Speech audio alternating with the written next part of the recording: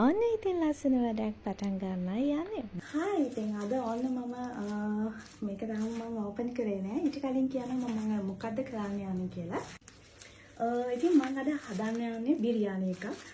බිරියානි එකක් ඒ වගේම තමයි මම මේ තියනවා නේද මේ දෙක මම මේ දෙක ගෙන්න ගත්තේ.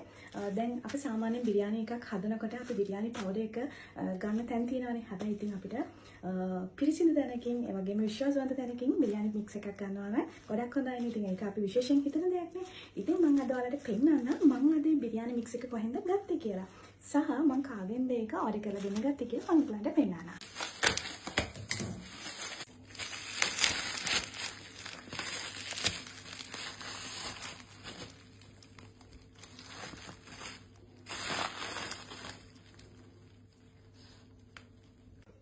ඉතින් මම මේක කොහෙන්ද ගත්තේ කියලා කියන්නම්කො. මේක මම ගත්තේ චෙෆ් ෂානි. ඔයගොල්ලෝ ගොඩක් දන්නවා චෙෆ් ෂානි. ෂානි ආන්ටිගේ වෙනම පේජ් එකක් තියෙනවා ෂානිස් ෆ්ලේවර් ලැබ් කියලා. අන්න එයාගෙන් තමයි මම මේක ගෙන්න ගත්තේ.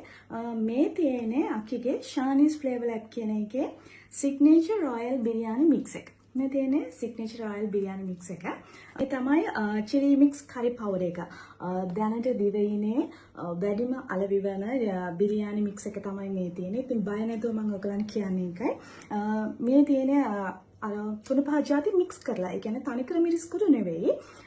ඔක්කොම තුන පහ ಜಾති මිශ්‍ර කරලා තියෙන. ඉතින් අපිට කරීස් වර්ග වලට එළවලු වලට එහෙම මේක දාන්න පුළුවන්. ඒකයි මම කිව්වේ දැනට දිවයිනේ වැඩිපුරම අලෙවි වෙන බිරියානි මික්ස් එක තමයි මේක. තව තියෙනවා යාගේ තව ගොඩක් තියෙනවා. ඔයාලට මම page name එක දාන්න මෙන්ෂන් කරන්න. එහෙනම් ඉතින් අපි වැඩි කතා නැතුව කොහොමද බිරියානි එකක් හදාගන්නේ කියලා බලමුද? ඒ විතරක් නෙමෙයි මම අද ඔයාලට විශේෂ දෙයක් කියලා දෙනවා. බිරියානි එකක් හදනකොට විශේෂයෙන්ම අලුත් කෙනෙක් මටත් ඒ අත්දැකීම එක නිසා තමයි මම කියන්නේ බිරියානි එකක් හදනකොට අපි quantities දන්නේ නැහැ. ඒ කියන්නේ අපි එකතු කරන ingredients වල quantities අපි දන්නේ නැහැ. ඉතින් කොච්චර එකතු කරන්න ඕනේද? ඉංග්‍රීසි සුදු ලුණු අපි කොච්චර එකතු කරන්න ඕනේද? ඒවා අපි දන්නේ නැහැනේ. අද මම හදන්නේ මටයි මගේ දූටයි කන බිරියානි ටික.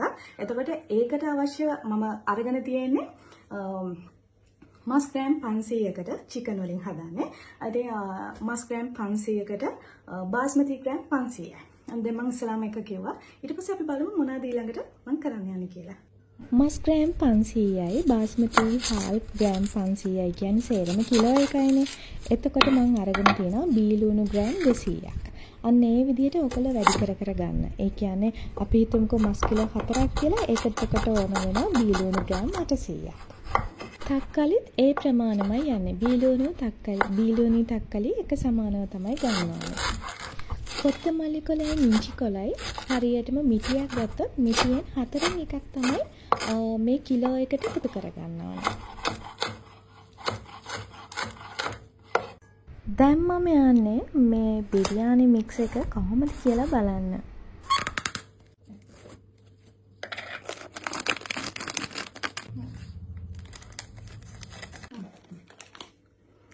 මේක මාර සුවඳක් හරි දෙන්නේ. මම බොරු කියනවා නෙවෙයි. ඔයගොල්ලෝ ගත්තත් ඇත්ත කියලා දැනගන්න. මේක මාරම සුවඳයි. හරිද? මම මේකට තනිකර මිරිස් කුඩු එකතු කරගන්න නැති නිසා මේසේ හැඳි දෙකක්ම මම මේ බිරියානි මික්ස් එකෙන් එකතු කරගන්නවා. සේරම බිරියානි කිලෝ එකකට කර්ඩ් දාන්න ඕනේ ග්‍රෑම් 75යි. මම ඊට පස්සේ ලුණු තේ හැන්දකුත් දාගන්නවා. දැන් භාජනයේ ලිපේ තියලා තෙල් ග්‍රෑම් වලින් නම් ග්‍රෑම් 50ක් දාගන්න. ඊළඟට එනසාල් කරාබුනේටි බිරියානි මල් බේලිස් නම් ළඟ තිබුණේ ග්‍රෑම් 5ක් වෙන්න මම දාගන්නවා. මෙන්න මේ විදිහට ලයිට් බ්‍රවුන් එකක් වෙනකම් බැද ගන්න. ඊට පස්සේ මේ තියෙන ඉඟුරු සුදු ලුණු. ඉඟුරු සුදු ලුණු ගත්තොත් ඉඟුරු ග්‍රෑම් 50කට සුදු ලුණු ග්‍රෑම් 25යි. අන්න ඒ විදිහට තමයි කිලෝ එකකට දාගන්නේ. මම ඊට පස්සේ අමු මිරිස් කරල් 3ක් දාගන්නවා. තක්කලි ග්‍රෑම් 200ක් දාලා මෙන්න මේ වගේ සෝස් එකක් වගේ වෙනකන් හොඳට අඩු ගින්දරේ ටෙම්පරාද කරගන්නවා. දැන් මේ කිරි ලුණු කොත්තමල්ලි මිංචි කොළ දාලා පදම් කරපු මස් ටික මම භාජනයට එකතු කරගන්නවා.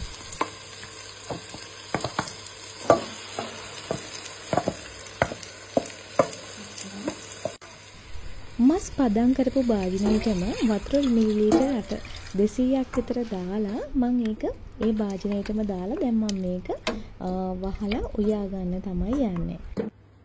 ඊට පස්සේ මම බත් එක උයා ගන්නයි යන්නේ.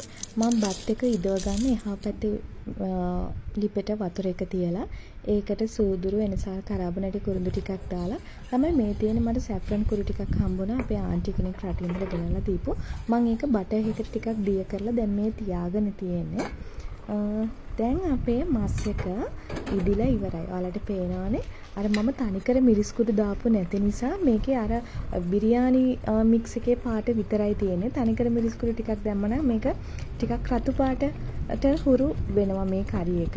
දැන් නම් ගොඩාක් සුවඳයි. කුස්සියම සුවඳයි ළමයි.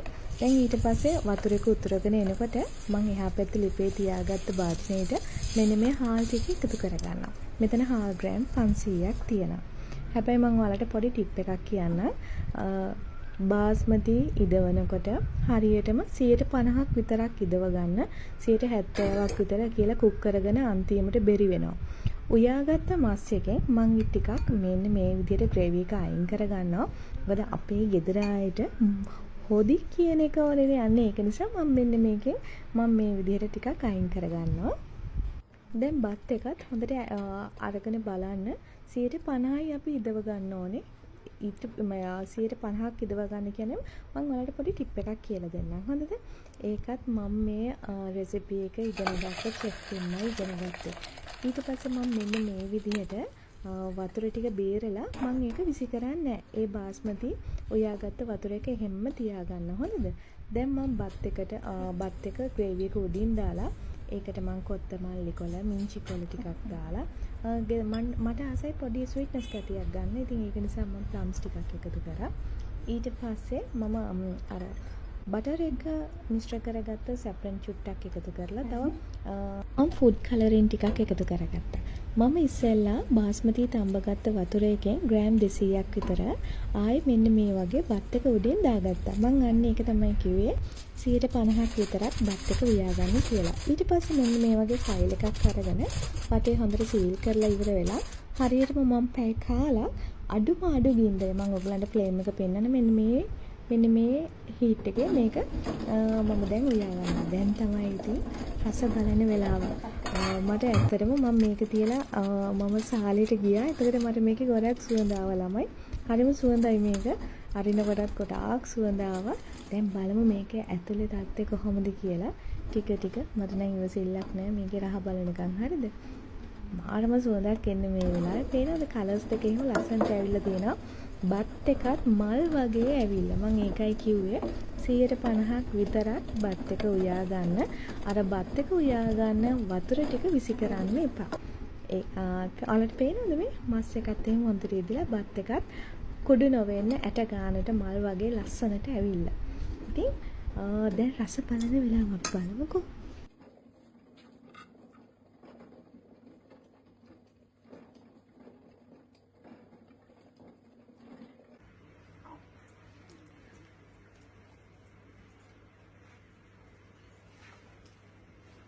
අපි මේක ඇත්තටම මේ බිරියානි එක ගොඩක් රසයි. මම ගෙදර හදලා සමහර වෙලාවට බිරියානි පවුඩර් එක ගන්නවා, පිටිතෙන් වලින් ගන්නවා. නමුත් මේක ඇත්තටම රියල් බිරියානි ෆ්ලේවර් එක තමයි එන්නේ. ඒ වගේම තමයි ශානියාකි කිව්වා මේ මම දැකලා තියෙන වීඩියෝ එකක මෙන්න මේ වගේ ග්‍රේවි එක අවශ්‍ය වෙන්නේ නැහැ. මේ වගේ හොඳ තෙත ගතියට අපිට බිරියානි එක හදාගත්තාම මේ හොදි මම ඔයගලන්ට ලං කරලා පෙන්නන මේ මස් එකත් එම හොඳටම තැම්බිලා මම හරියටම අඩු ගින්දරේ පැය කාලක් විතර තියලා තමයි මේක අතගත්තේ. මට දාඩියයි. මට දැන් මේක උණුවෙන් කන්න තමයි ආස. ඇත්තටම මේක ගොඩක් රසයි. හොඳද? මේ ජෙකට් මෙන්ෂන් කරන්න. එහෙනම් මං ගිහින් යනවා. මං ඔයාලගේ ආදරණීය තනුත් එන්නකෝන් ලයිෆ් බුක් විත් තනු